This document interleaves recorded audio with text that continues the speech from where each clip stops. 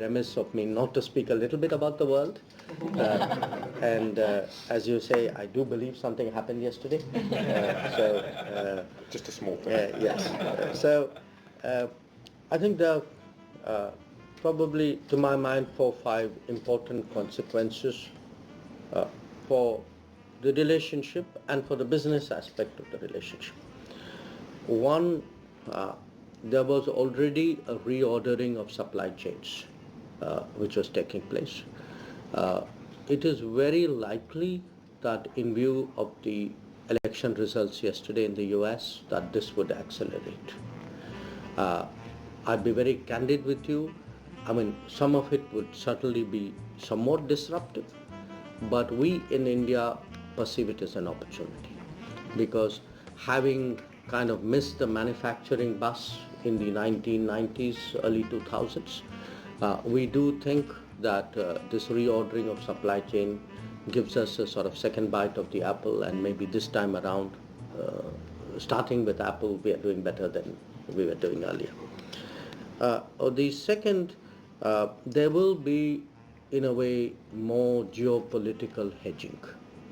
That what will inevitably happen as a consequence of policies which we can, at least those parts of it we can safely predict, will be many more of us would be seeking more relationships to keep life stable.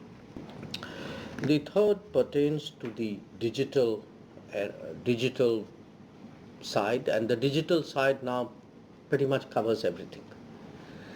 And what has happened, what has been happening and will continue to intensify is issues about in a way of trust and what accompanies the digital aspect of a product or a service or a technology, I think will come under greater scrutiny.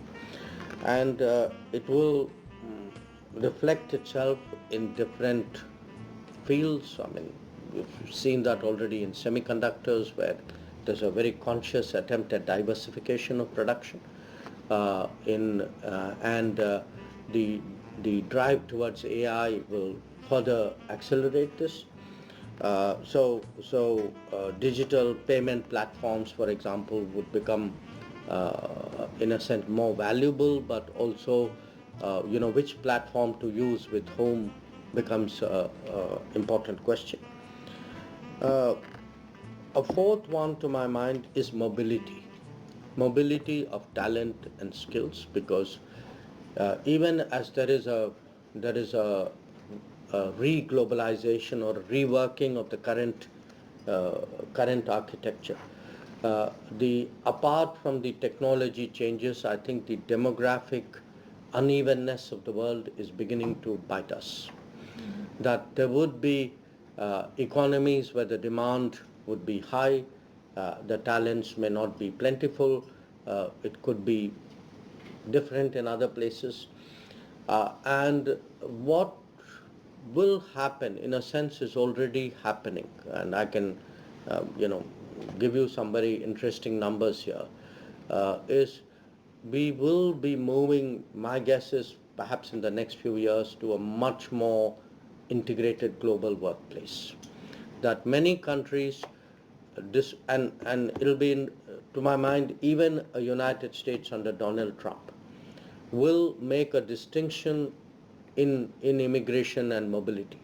That for them, economically justified mobility will have to be fostered, while those where the economic value is less or negative will have to be managed. So this is going to be, in fact, I tell my colleagues in foreign policy, I actually think for us, at least in India, it's going to be one of the top 3 priorities.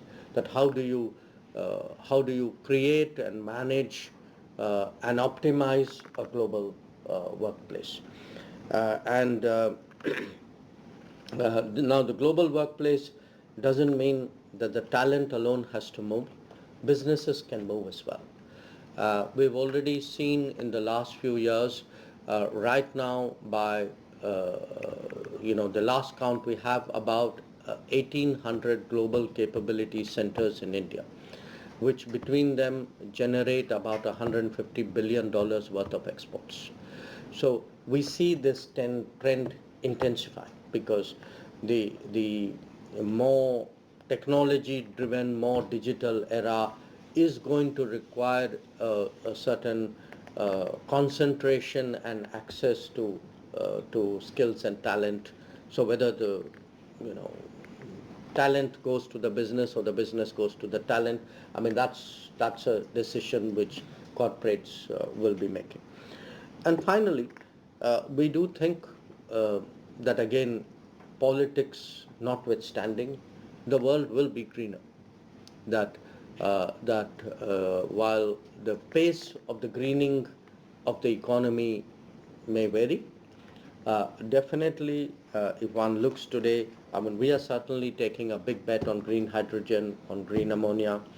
We are thinking of green shipping corridors.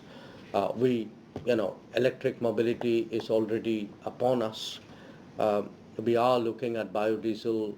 In fact, that's something we are pushing very strongly at sustainable aviation fuel. So that whole world is green steel. I mean, these are going to come. Politics or no politics, it may come faster, it may come in some countries more than other countries, but it will actually not stop as a global trend.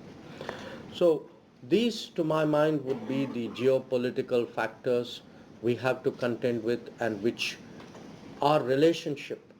Now we can either sit back and watch it, resist it in some cases, or leverage it in many cases. I mean, that choice is up to us. We as relationship managers, all of you as enterprises with a stake in it. So that's the broad picture. One last word. As I said, it helps when you are re-elected. It helps even more when you're re-elected twice. So we've got off to a fast start. We've done less than 150 days of the third term. But even in this period, we've taken some very big calls. Among the calls which might be of interest to you, one is to set up 12 major industrial zones across India with a view to attracting global manufacturing and promoting domestic manufacturing. Secondly, to double down on the infrastructure spending because the infrastructure investments are still primarily driven by government spending. So we will continue to do that, and we hope to see a greater private sector involvement there. And we intend to connect that to the zones in question. Three, a big focus on human resources development, on skills. We are encouraging corporates to do more internship. There's a kind of a Prime Minister's internship scheme which we have announced for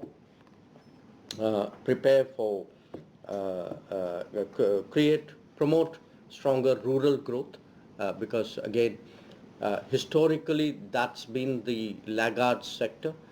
That's changing now.